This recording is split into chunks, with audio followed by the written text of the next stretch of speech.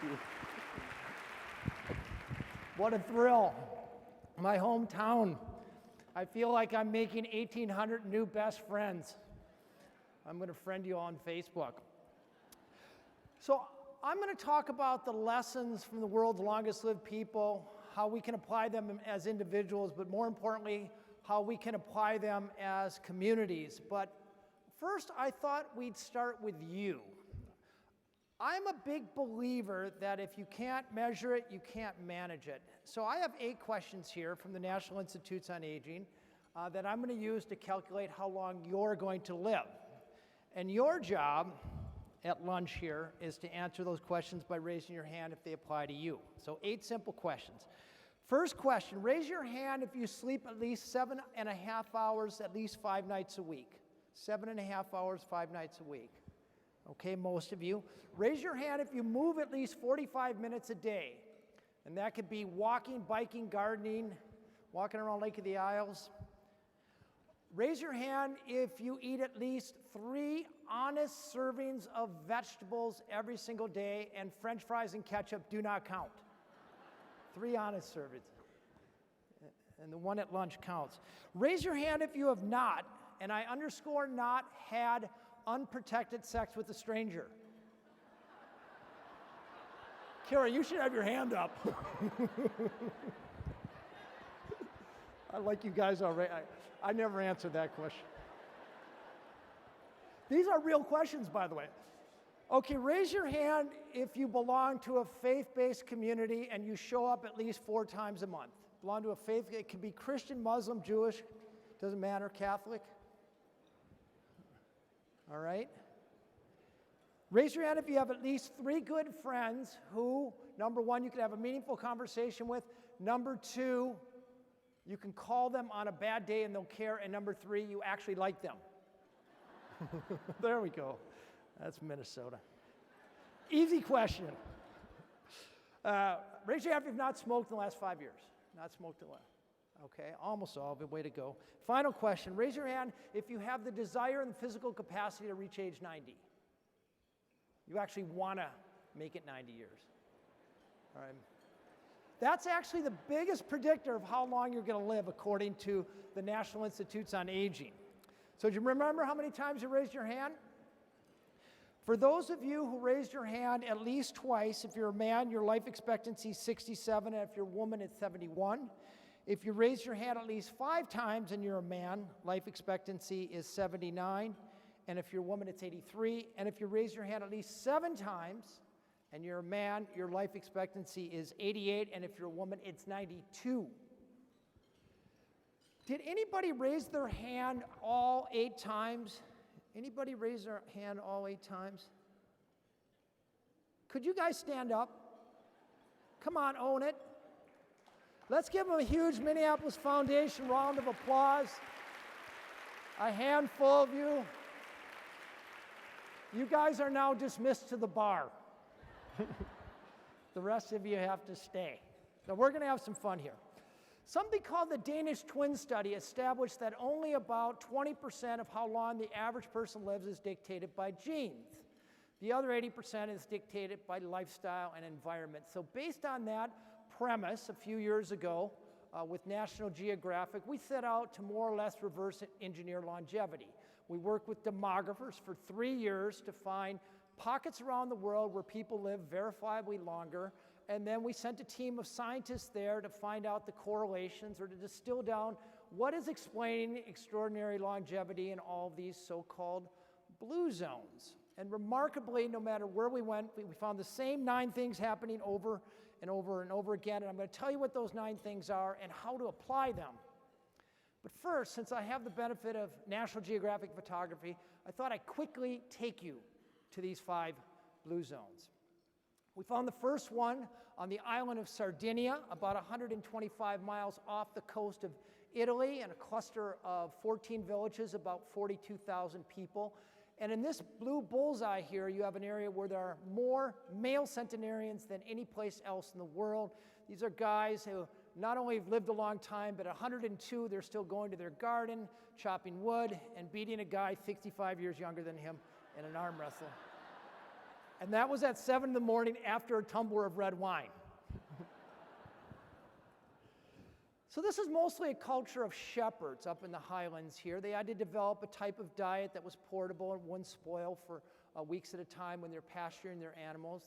They came up with a type of whole wheat bread called carta de musica, often made out of barley, a type of cheese made from their own sheep, very high in omega-3 fatty acids, a homemade Cananao wine. There's nothing like dirty boots to add terroir to your vintage, but this wine has the highest level of polyphenols in the world. So they're drinking kind of a de facto heart medicine, breakfast, lunch, and dinner. Other than that, they're eating mostly a plant-based diet. They do eat meat, but it's only about 5 times a month. It's a celebratory food, usually after church during village celebrations. It's a place where community and family is first, almost a fanatic zeal for the family. And here, older people are actually celebrating. The older you are, the more honored you get.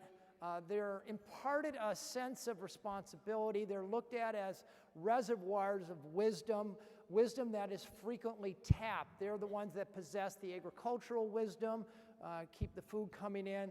They possess the grandmas possess the culinary wisdom. And it turns out that notion, and this afternoon the great Atul Gawande will talk to you more about this, but we should be investing in our elders like you see in Sardinia. It's imparting extra years of life expectancy to not only these 80, 90, and 100-year-olds, but something called the grandmother effect has shown that kids who live in homes with or near grandparents actually have lower rates of disease and lower rates of mortality. So it sets up this beautiful sort of virtuous circle. On the other side of the planet, 800 miles south of Tokyo on the archipelago of Okinawa, you find the world's longest lived women. In fact, the longest lived population on the planet. They live about 8-9 good years longer than the average American, about 1/5 the rate of chronic disease. They have what we want. They live a long time. They elude diseases like diabetes and cancer and heart disease and several forms of dementia, and then they tend to die quickly, often in their sleep. Again, it's a culture that eats mostly a plant-based diet. Sweet potatoes was a cornerstone, about 8 times more tofu. They have a 2,500-year-old Confucian adage, hara hachi bu, which reminds them to stop eating when their stomachs are 80% full. Feel free to apply that at lunch today if you'd like. But again, more important than diet and exercise and so forth, it was a few cultural norms that most explain longevity. They don't suffer for loneliness. I ask you that question, raise your hand if you have 3 good friends you can count on a bad day. That actually comes from the Robert Wood Johnson Foundation. It's the measurement of loneliness. And if you're lonely in this country, it shaves about 8 years off of your life expectancy as compared to somebody who has a strong social network. In Okinawa, people belong to moais, M-O-A-I, moais. They're committed social networks and they travel through life together. The reason I show this picture here, these 5 girls have been friends for 97 years. Their average age is 102. And they still get together every night, gossip, drink sake, argue about who that hot guy liked best back in 1941. But they really look out for each other. They don't need that nurse or that long-term care insurance policy as much because they have each other. There's no word for retirement in Okinawa. Instead, ikigai, the reason for which I wake up in the morning, imbues their entire adult life. This 97-year-old fisherman still goes out and spears fish, but not for profit, but to bring to his kids and his grandkids so he can stay connected with them. This 102-year-old woman, her ikigai was simply her great-great-great-granddaughter. These 2 girls are separated in age by 101 and a half years. And when I asked her what it felt like to hold a descendant more than a century younger than her, she put her head back and said, "It feels like leaping into heaven." Did you actually kind of look forward to getting old? We found America's Blue Zone in a very unusual place off the San Bernardino Freeway, the Loma Linda exit. First thing you see on your right is a Del Taco, and on your left is a Wiener Hut. But here you have the longest lived Americans, Seventh-day Adventists, Christians who distinguish themselves from other Christians in that They celebrate their Sabbath on Saturday, and they evangelize with health. And the data is actually very strong here. The Adventist Health Study followed 101,000 people for 30 years. Life expectancy for women in this country is about 80. But Adventist women are living about 9 years longer, and for men the difference is even more remarkable. They're living 11 years longer. So think about this for a minute. This isn't some exotic place off the coast of Southeast Asia. This is next to the Wiener Hut on the San Bernardino Freeway, and here's a culture that's living 10 years longer than the average American. What's going on here? Well, these Adventists tend to take their Sabbath very seriously. They have a kind of an oasis in their week where they downshift, lower stress. They hardwired right in their scriptures is to take a nature walk on Saturday afternoon, the definition of which has evolved over the decades, but nevertheless, they get out. They take their diet directly from the Bible. Genesis chapter 1, verse 28, God talks about every tree that bears fruit and every plant that bears seeds, and that's kind of the way Adventists eat. They're mostly vegetarians or vegans, and Adventists hang out with other Adventists, and we now know that our health behaviors, and this is a big point, are as contagious as catching a cold. So the contagions that circulate in Adventist networks tend to be positive.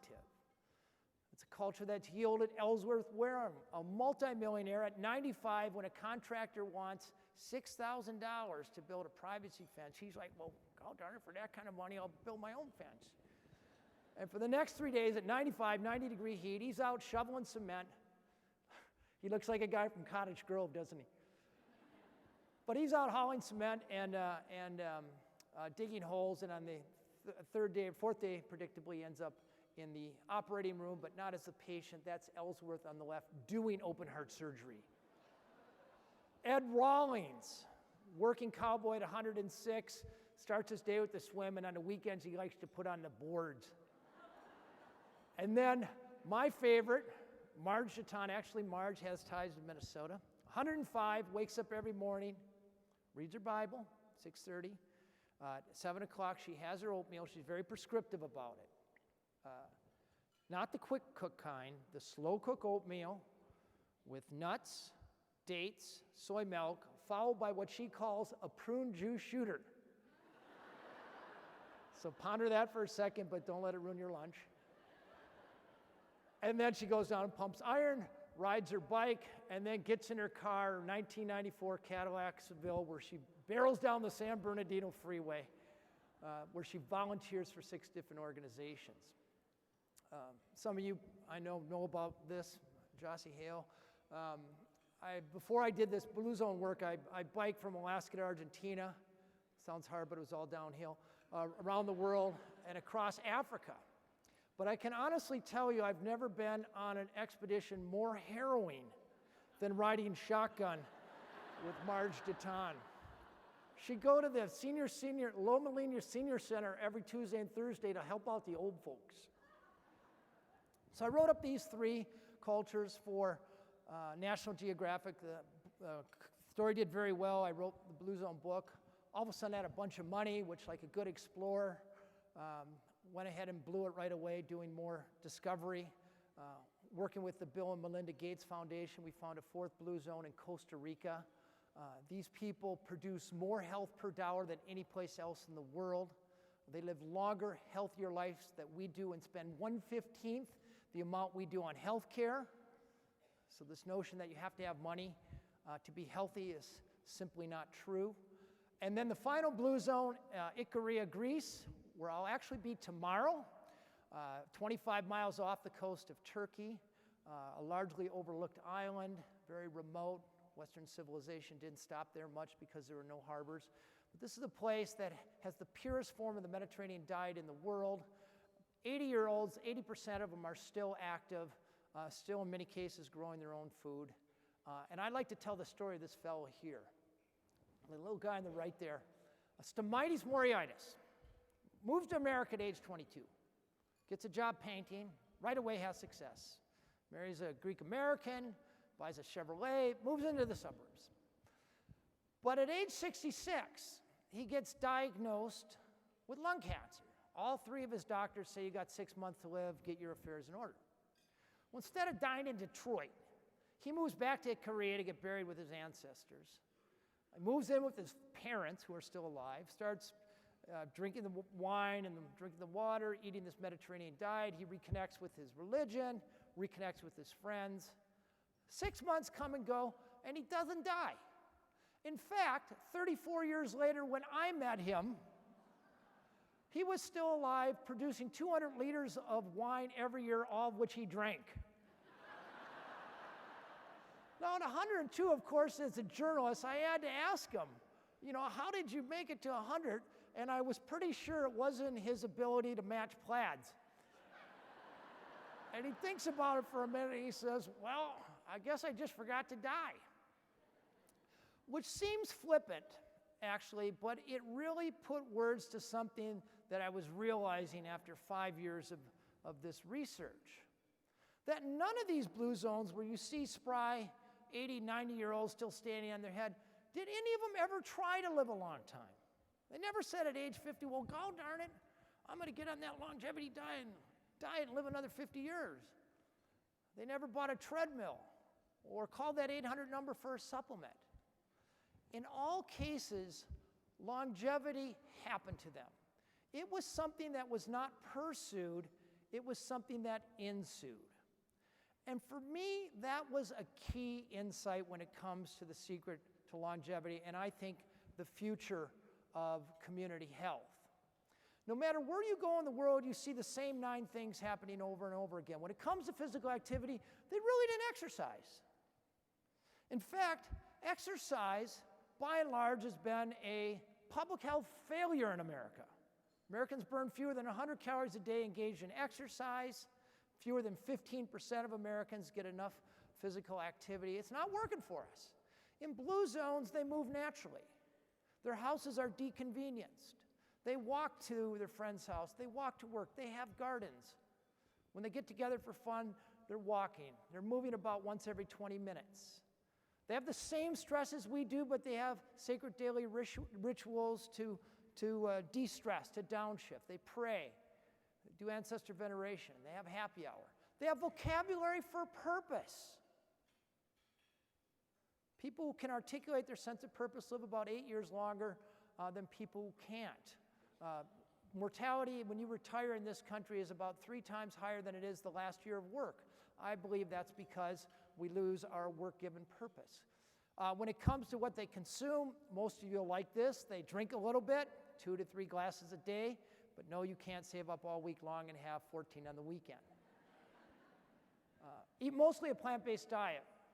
This newest book I wrote, The Blue Zone Solution, I worked with the University of Minnesota and distilled down 155 dietary surveys in all 5 blue zones over the last century. 90% of what the longest-lived people have eaten throughout their lives are plants. 65% comes from carbohydrates, very non-paleo. Whole grains, tubers, cornerstone of every longevity diet in the world is beans. They do eat meat, but only about 5 times a month. They snack on nuts, and they have little strategies to keep from overeating. They eat a huge breakfast. They tend to eat with their family. There are not dies on stage.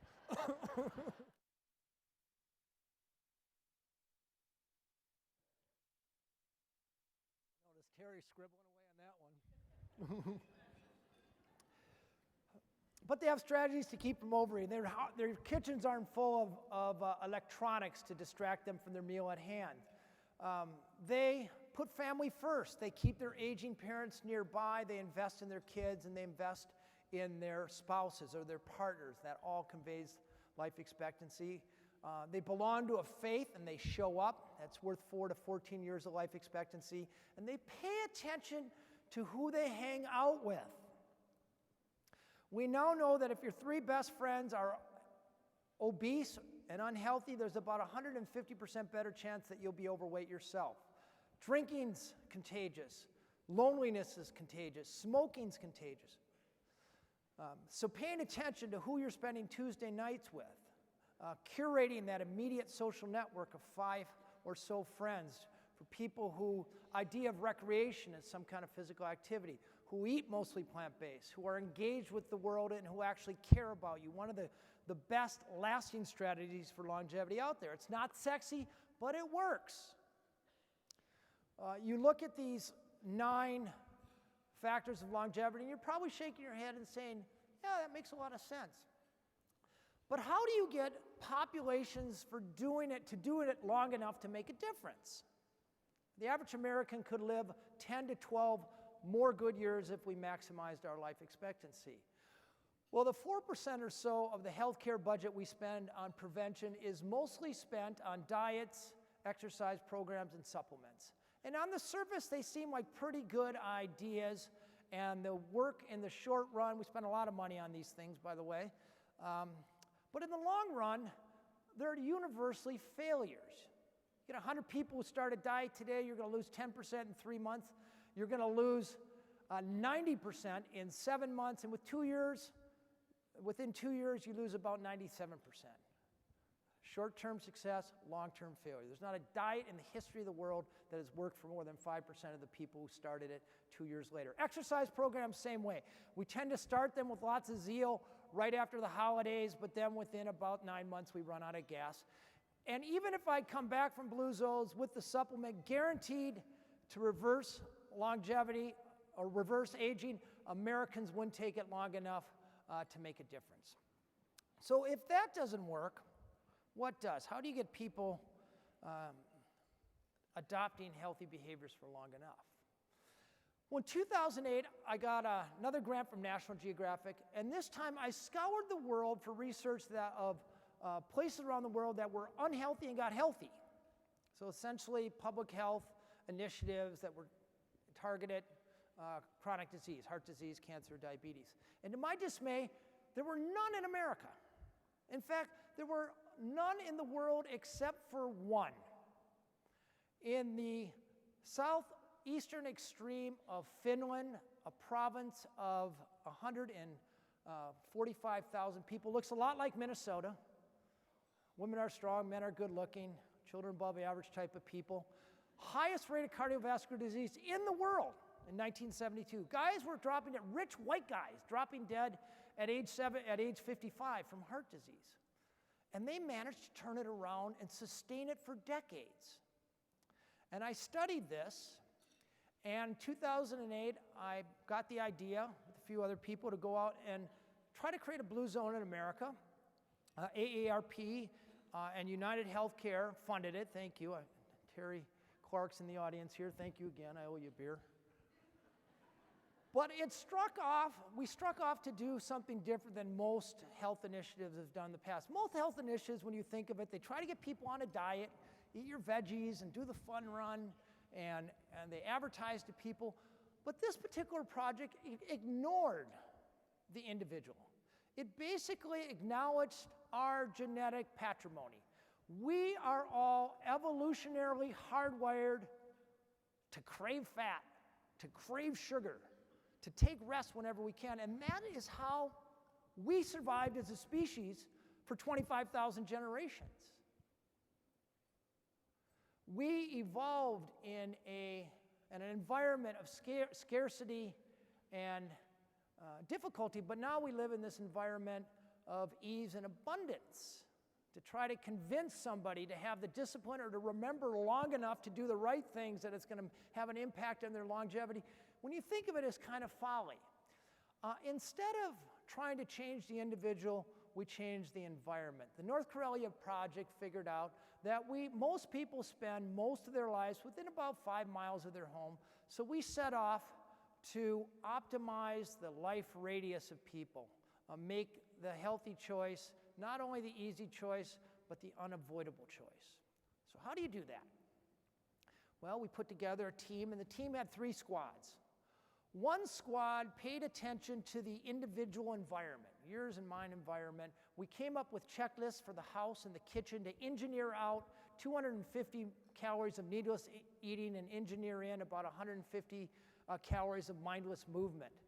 We help people in these communities, the plan anyway, called for them to find other people who wanted to change their health behaviors and form Moai-like social networks, and then take some time with individuals to help them identify their purpose and put that purpose to work in volunteer organizations. Squad number 2 looked at all the places we spend our day in, whether it's a grocery store, a restaurant, our workplaces, our kids go to school, our faith-based communities. And we aggregated all the research on how to optimize the designs and set up nudges and defaults in all of these different places. We spend most of our day in some building. They all could be optimized. And then finally, and this according to the CDC is the best, most cost-effective investment for making a community healthier. We paid attention to the policies.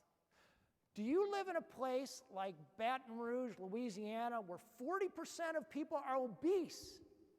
And there is absolutely no limits on junk food advertising or how many fast food restaurants are in a square block downtown, or a place like San Luis Obispo, where a few years ago the mayor got together with city council and they proactively said, no, we're making this place healthier.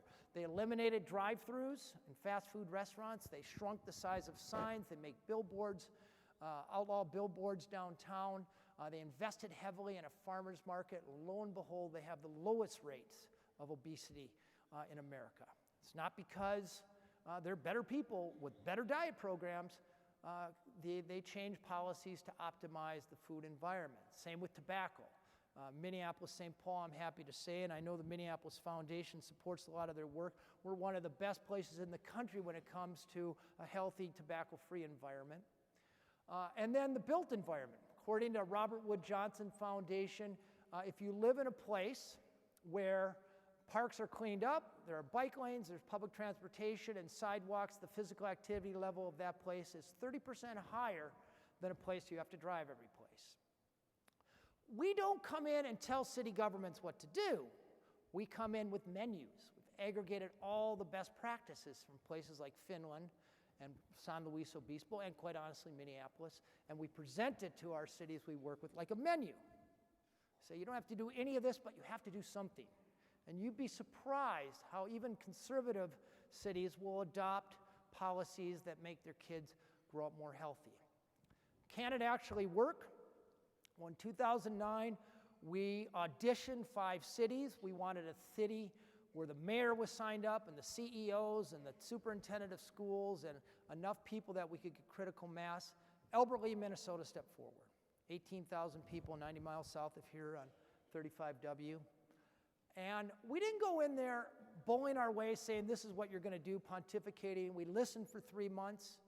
We have a guy on our team who's one of the world's top experts on taking budgets and making cities walkable. We met with city council and helped devise a plan so that every neighborhood had a vector to get downtown without cutting through traffic.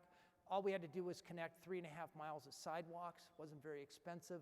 They wanted to widen their main street and bring more traffic in from the interstate. We said, really?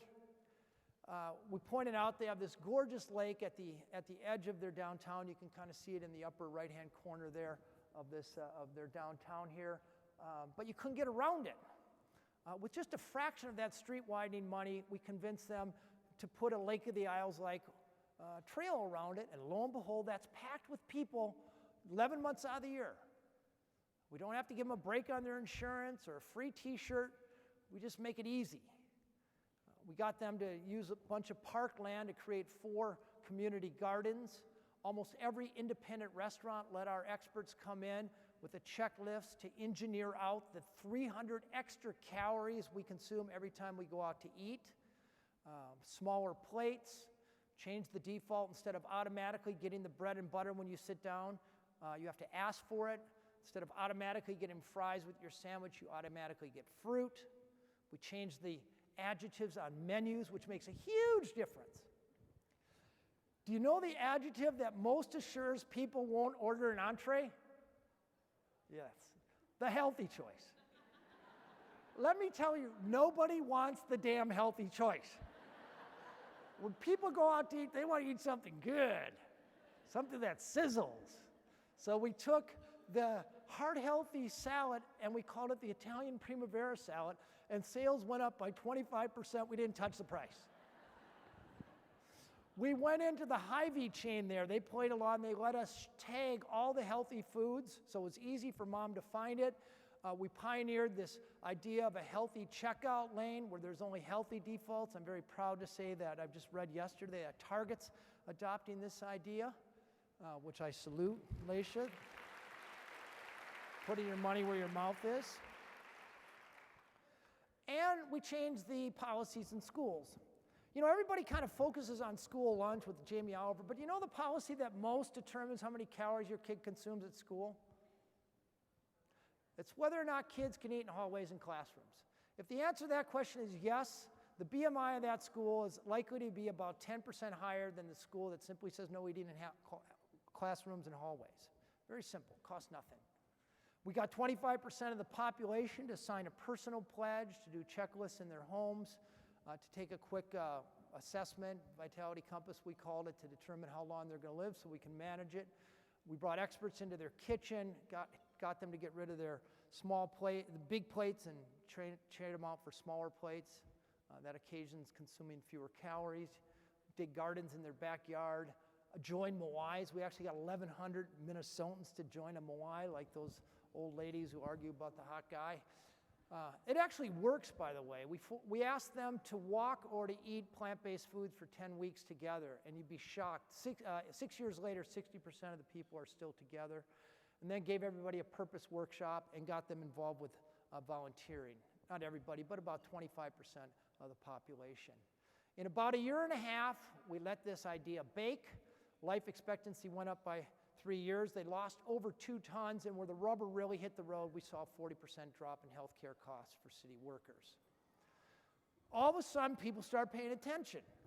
ABC was down there, USA Today, NBC Nightly News, Carrie Miller. Because we're spending so much money on healthcare in this country, and we managed to not just come in with this frothy idea, but actually changing the environment and changing the culture in a way that's lasted to date 7 years. After Albert Lee's story got out there, our phone started ringing. 55 other cities applied. We ended up picking a very different culture, the beach cities of Los Angeles. Very different challenges, but we showed up with the exact same playbook. We're not here to change people in the cities, we're here to change your environment. There, the problem is traffic. Too many people drive to their next door neighbors. So we took our little team of experts and we took the 3 mayors and the city councils and we walked them through their streets. And we pointed out what they look like now, and then we showed them what it could look like.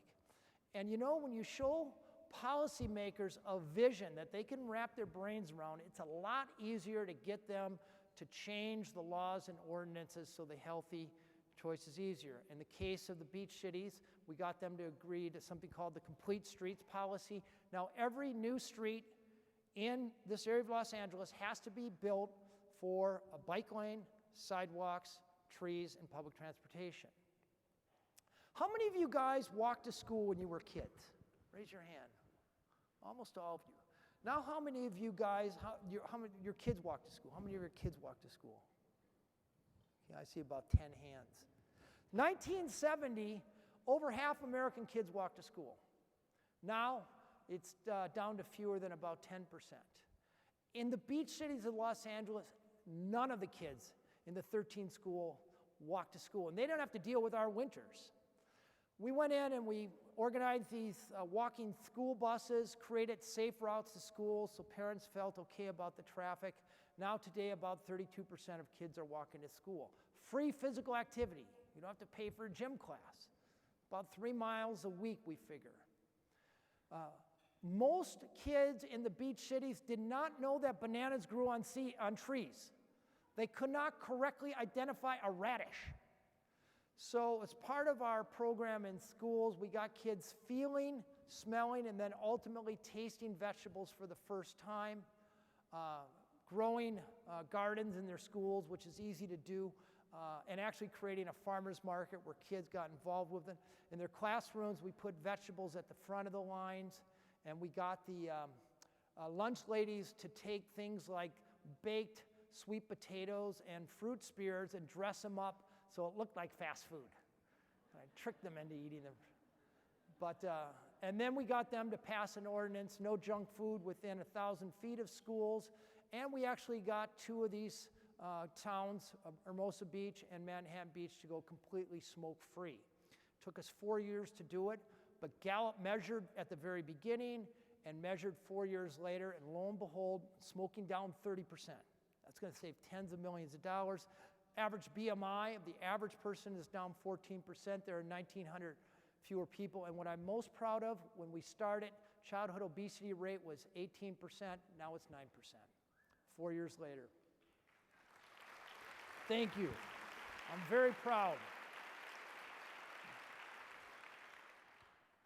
So from there, it was back to the Midwest. The Blue Cross Blue Shield plant in Iowa wanted us to blue zone the pork state. There are 6 pigs in Iowa for every human, so that was going to be a formidable challenge. We auditioned 90 cities and picked 11 of them, and it worked the same way. We had to do this at a state level, and probably most counterintuitively, then the reddest city of the reddest state in America, Fort Worth, signed on. And I'm very proud. Just this week, the stockyards, these famous beef stockyards, there's actually a vegetarian restaurant there now. So progress. We're now in 27 cities nationwide because it works. It takes a different approach. It takes the ideas that we observed in places like Sardinia and Okinawa and simply move the environment or move the components of the environments to an American context. I don't have to tell this audience there are big health problems for this country and a little less so Minnesota, but nevertheless, we have a long way to go. We spend about $2.1 trillion a year on health care. About 70% of Americans are overweight or obese. 50% of us are on our way to diabetes or already there. And as Laisha pointed out, for the first time in living history, life expectancy of our kids is expected to be as much as 5 years lower than our life expectancy. Is that because we're stupid? Or we lack discipline? Or we love our kids less than our parents loved us? No, it's because the environment has changed. You can't walk through an airport or go buy cough medicine or drive to the mall without getting routed by a gauntlet of fast food and salty snacks and Snickers bars and Coca-Colas. Individual responsibility is a good thing. Discipline's a good thing. I like to think I have discipline, but discipline is a muscle, and muscles fatigue, and eventually your genes are going to take over. The secret to longevity, whether it's in your own lives, the lives of Minneapolis, people in Minneapolis, or in your workplace or in your school, rests squarely with changing the environment. I argue all we have to do is pay attention for a change of what is working elsewhere outside of America and import it back in. But it boils down to making the healthy choice, not only the easy choice, that's a cliche these days, but making it the unavoidable choice. I want to end with one last story. Remember Stamatis Moriaitis, that 103-year-old guy who forgot to die? The bad plaids? I actually called him a little while ago. I was writing about him. I called him from the Caribou Coffee right up there in Hennepin on Skype. Early in the morning, he picks up. It's late afternoon in Korea. And I'm peppering him with questions. And he goes, "You got to hurry this up. I got friends coming over." So I said, "Fine. One last question. Do you ever figure out how you got rid of lung cancer?" And there was a pause. And he said, "Yeah, I did a lot of thinking about that. In fact, about 15 years ago, I went back to the United States to see if they could figure it out, to get some tests." And I said, "Yeah, what did you discover?" He said, "Nothing. I got back to the States and all my doctors were dead." Thank you very much.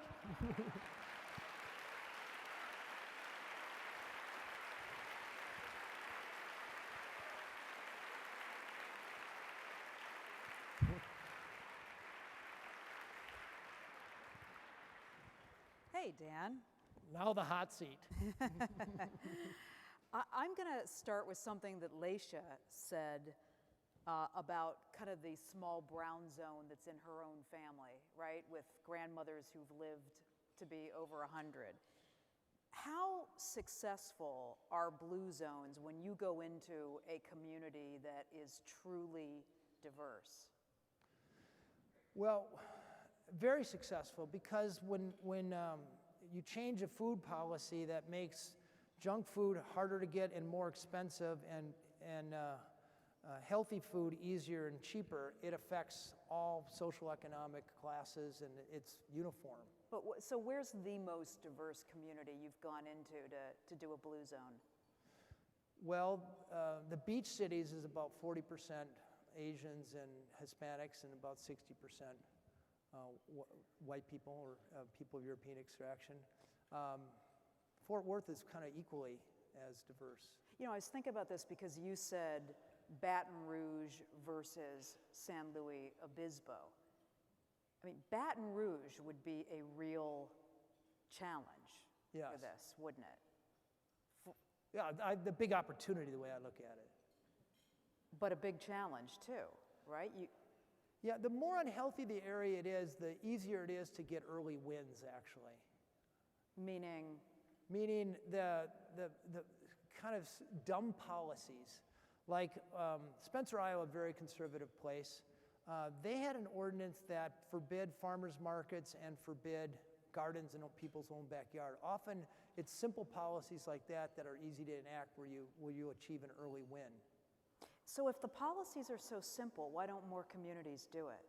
I think they don't connect the dots between, first of all, they don't always have at their fingertips the best practices from around the world to choose from. A lot of them are really low-hanging fruit. Others require political ground cover. And I think what we do, because we're auditioning cities, and before we come in, the mayor and the superintendent of schools and the head of the Chamber of Commerce all have to agree. We get them all in the room, all these leaders, and we show them the policies, and we let them rank them from the most effective and politically tenable, ones we can get done, to the least desirable. And with that mayor sitting in the room with all the other leaders, if he or she sees that all the other stakeholders are nodding their heads saying yes, they know there's the political clout to get it done. You know, so obviously there's a self-selecting because you want the community to be on board. Yes, we intentionally, you know, we're just starting out with this right now, and if I went into a city who didn't believe in this but desperately needed it. Yeah, but there's a lot of cities who are ready and willing, like Albert Lea, Minnesota, who want it and who are ready for the change. So you want to start with those who are ready for the change and want it, prove success, measure it rigorously, then it's easier to spread it. But, so let's come back to Baton Rouge. What would be the, as you say, opportunity, I say challenge?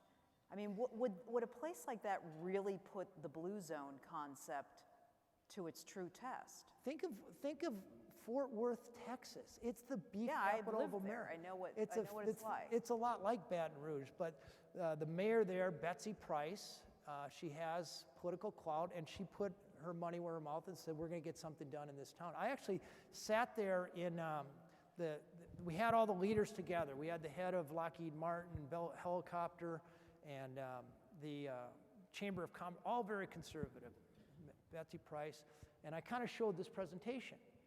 And afterwards there was a silence, and then one of the executives, I won't say who it is, he said, this looks a lot like Nanny State to me.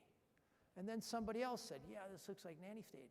And I listened to this for about 30 seconds. I said, fine, you guys aren't ready. You should go spend your money doing something else.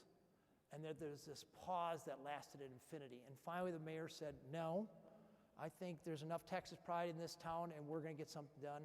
And right there, all of a sudden, the political tide went to question, to we're in. And we've been able to harness that for the last year and a half.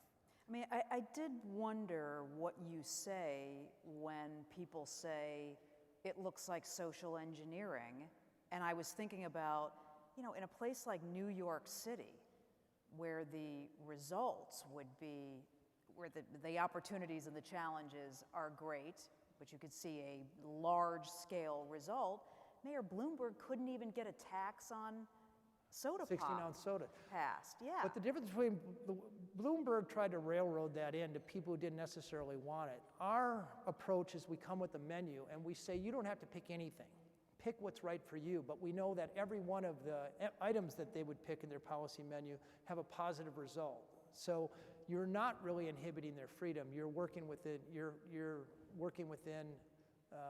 their choices. Understood. I guess I'm asking you to think outside of the cities that come to the blue zone and say, yes, we want it, because our health crisis is much larger than in these places that you're going to be able to turn around. Yeah, I'm very deliberate about this. I started at a small city and then went to a bigger city, then a bigger city. Now we're doing 3 whole states. And I'm not pretending that I necessarily have the answer for all of America, but I see it scaling, and I think eventually federal government's going to pay attention. Well, okay, so how does it scale then? Well, you start changing state policies. Like, I'll give you an example. We know that if there are billboard signs that advertise junk food, the adjacent population has a higher obesity rate. So the fewer junk food advertising signs there are, you have an associate with lower rates of obesity. The state of Vermont prohibits signs completely. The state of Minnesota can do that. Drive down 35, up 35W towards the north, and you tell me how much you enjoy the signs. Nobody would miss them, and that's something the state could do. Iowa, for example, we had all of these cities who were ready to go smoke-free, but the state law preempted it. So if the Iowa state law could allow cities to make their own decisions when it comes to smoking, we could have gotten a lot more traction there than we did. So it's going from small municipal to big municipal to state law, eventually federal law. I think there should be a soda tax, for example. Yeah, I was just going to ask you that. Yeah, so you look at Mexico. It's the only country in the world that has had the courage. Mexico. Yeah. They have a soda tax, and soda pop consumption's gone down by 10%. Soda pops are the #1 source of refined sugar in the American diet right now. Every time your kid drinks a soda, he consumes about 10 or 11 teaspoons of sugar. You'd never put 10 or 11 teaspoons of sugar on your Wheaties or Cheerios, yet we drink them all the time. So by having a tax on, you see a population-wide impact, and it tends to actually impact the poorer people because they can less afford the extra money to pay for more expensive sodas. That's a strategy that would work across the board, but there's a food and beverage lobby that doesn't let it happen. It's been instituted in Berkeley now, so we'll see how it works there. Well, Dan, what do you think of private sector companies using, let's say, higher health insurance rates to encourage their employees to follow a lot of the tenets of the blue zones? And then what do they do? There's so many confusing diets out there that, you see, the problem with all this focus on healthcare, when you think about it, insurance companies and hospitals and doctors and pharmaceutical companies aren't really in the business of health. They're in the business of making sick people less sick. Nobody makes money if you stay healthy. So I don't think it's our doctors and the insurance companies, though United Healthcare is very progressive thinking when it comes to it. I don't think we look to them for the answer because their economics are behind sickness, and we need to find areas where the economics is behind health. And I think, by the way, thank you.